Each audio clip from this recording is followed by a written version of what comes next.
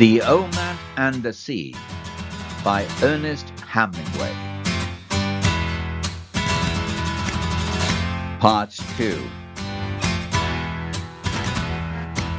When the boy came back, the old man was asleep in the chair, and the sun was down.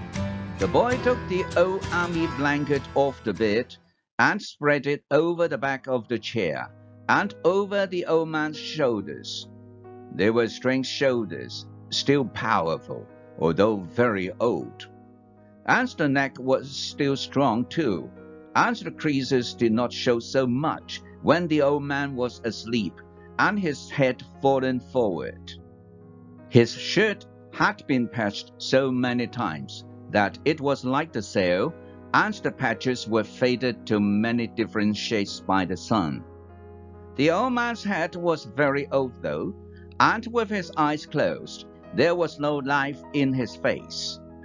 The newspaper lay across his knees, and the weight of his arm held it there in the evening breeze. He was barefooted.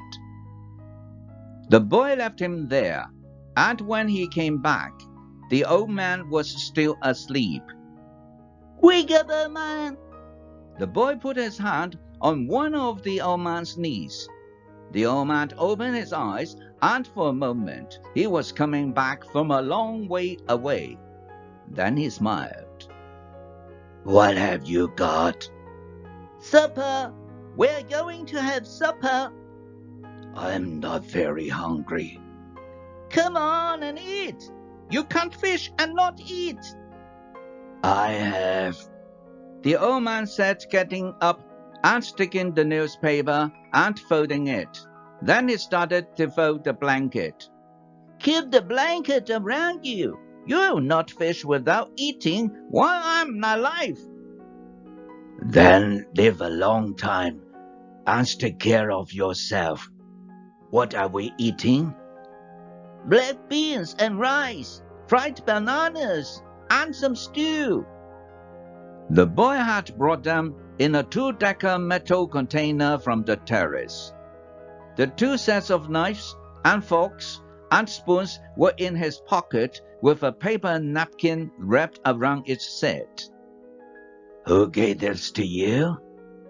"Martin, the owner." "I must thank him."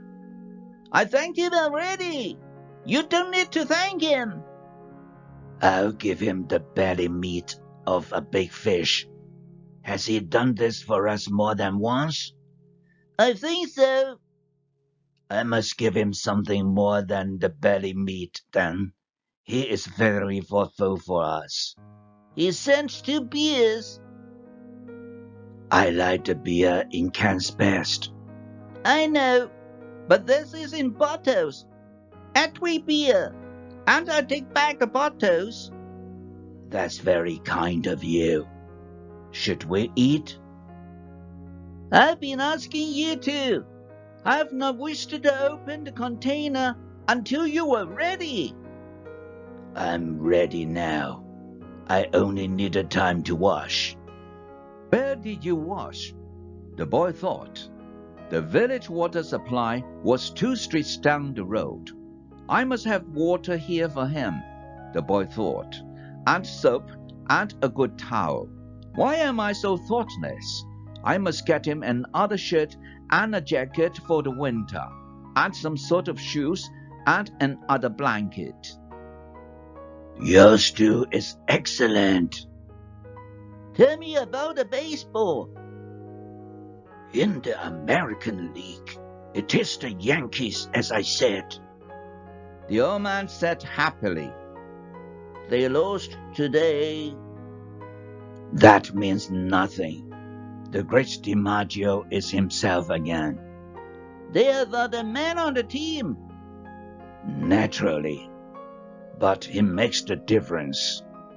In the other league, between Brooklyn and Philadelphia, I must take Brooklyn. But then I think of Dick Sisler and those great drives in the old park." "There was nothing ever like them. He hits the longest ball I have ever seen." "Do you remember when he used to come to the terrace. I wanted to take him fishing, but I was too timid to ask him. Then I asked you to ask him, and you were too timid. I know. It was a great mistake. He might have gone with us. Then we would have that for all of our lives. I would like to take the great DiMaggio fishing. They say his father was a fisherman. Maybe he was as poor as we are and would understand. The great Cisner's father was never poor, and the father was playing in the big leagues when he was my age. When I was your age, I was before the mast on a square-rigged ship that ran to Africa, and I have seen lions on the beaches in the evening. I know, you told me. Should we talk about Africa or about baseball? Baseball, I think. Tell me about the great John J. McGraw. He said Hawker for J. He used to come to the terrace sometimes too in the older days, but he was rough and harsh-spoken and difficult when he was drinking.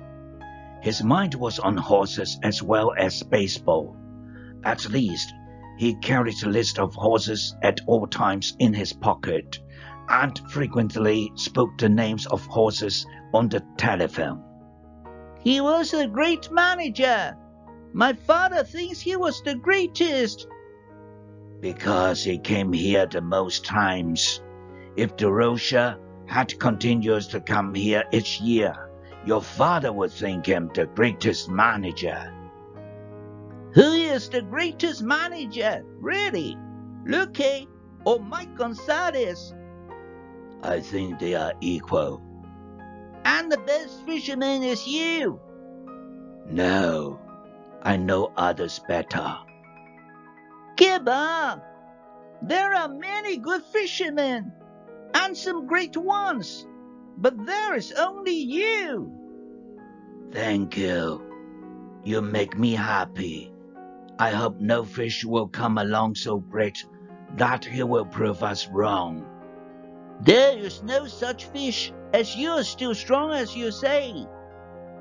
I may not be as strong as I think, but I know many tricks, and I have resolution.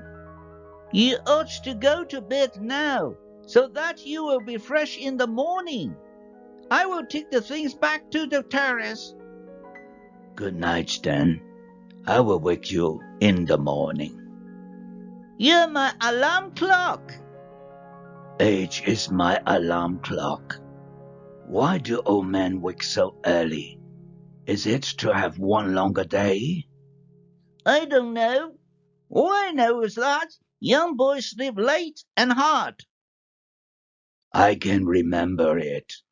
I'll waken you in time. I do not like for him to waken me. It is as though I were inferior. I know. Sleep well, old man. The boy went out.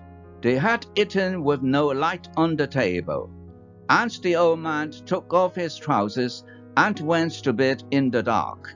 He rolled his trousers up to make a pillow, putting the newspaper inside them. He rolled himself in the blanket and slept on the other old newspapers that covered the springs of the bed.